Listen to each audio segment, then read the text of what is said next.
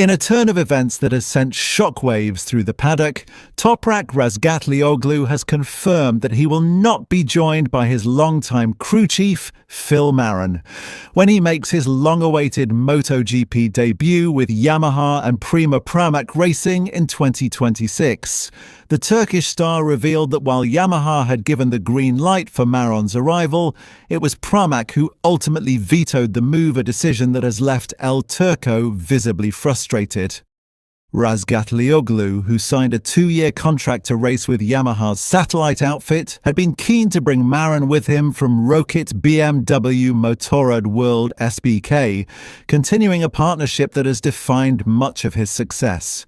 Marron, once the crew chief for Eugene Lavati in both World SBK and MotoGP, has worked closely with Toprak since 2018, guiding him to World SBK titles in 2021 and 2024, with a potential third crown looming in 2025. Their chemistry has been one of the most formidable alliances in modern superbike racing, blending Marron's methodical engineering approach with Razgatlioglu's flamboyant, acrobatic riding style.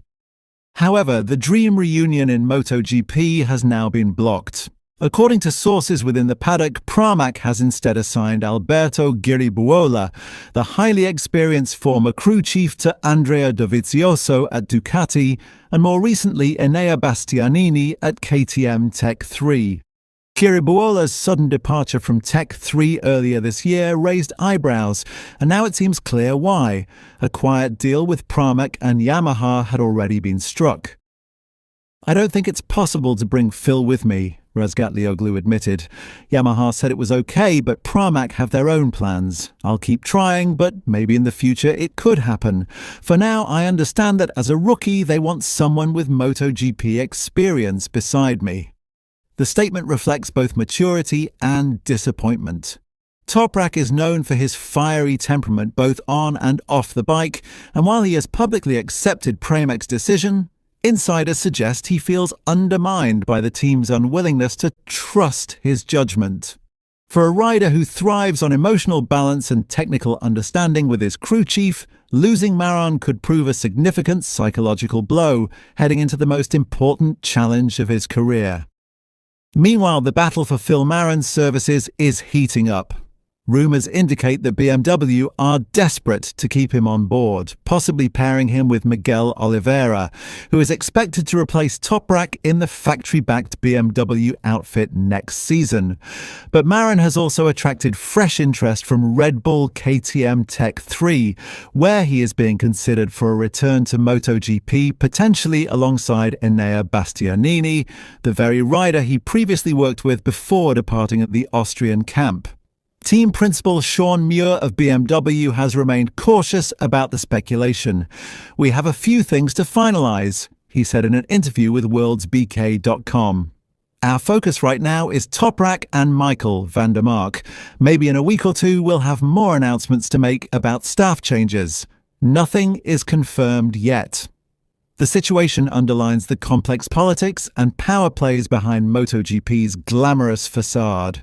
Yamaha's willingness to accommodate Toprak's request contrasted sharply with Pramac's insistence on asserting control, a reminder that even factory alliances can be strained by differing priorities. For Razgatlioglu, this episode is more than just a staffing dispute. It's an early taste of the corporate rigidity and internal politics that dominate MotoGP, a stark contrast to the more personal, team-driven environment of World SBK. And yet few doubt that his raw talent and determination will shine through, no matter who stands beside him in the garage. As 2026 approaches, one thing is certain: Toprak Razgatlioglu's move to MotoGP was never going to be simple. And with drama already erupting before his first race, fans are left wondering if this is the beginning, what kind of storm awaits once the lights go out.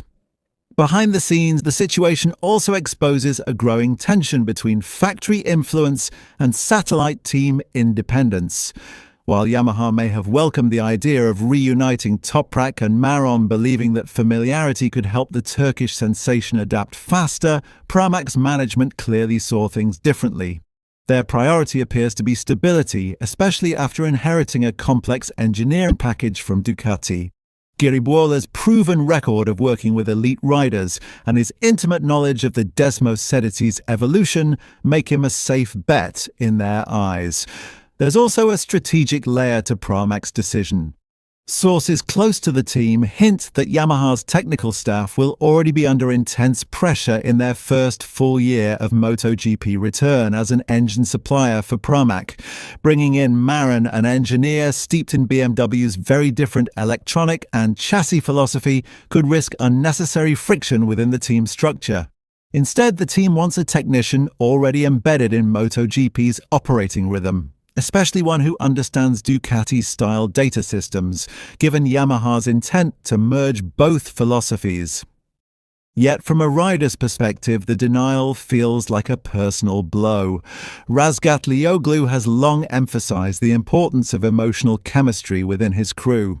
He thrives on mutual trust, creative freedom, and shared belief traits Maron cultivated perfectly over years of success in World SBK.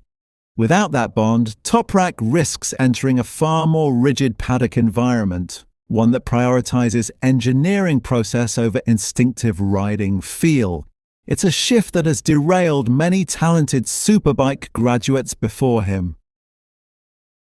Several MotoGP insiders have already voiced quiet concern that history may repeat itself. Riders like Jonathan Rea and Ben Spies, who once crossed from World SBK to MotoGP, faced similar struggles, adapting not just to the bikes, but to the cultural and political dynamics of Grand Prix racing. Toprak's case is unique. His explosive riding style and raw talent are undeniable, but his integration could be hampered if he feels his voice carries little weight in key technical decisions. Meanwhile, within BMW's camp, there's growing anxiety that losing both Razgatlioglu and Marron could disrupt the progress they've built over the last 2 seasons. BMW's resurgence in World SBK has been closely tied to Toprak's presence, but also to Marron's ability to translate his riders' feedback into measurable performance gains. If Marron departs, the German manufacturer may find itself scrambling to retain its current momentum, particularly as Miguel Oliveira prepares to take over Toprak's seat. For fans and analysts alike, this saga perfectly encapsulates the volatile ecosystem of modern MotoGP, a world where politics, engineering philosophies, and personal loyalties constantly collide. Whether this split weakens Toprak's foundation or simply adds fuel to his competitive fire remains to be seen. But one thing is certain, the story of Razgatlioglu's MotoGP journey is already shaping up to be one of the most compelling narratives in recent memory, a battle not just on the track, but within the power corridors of MotoGP itself.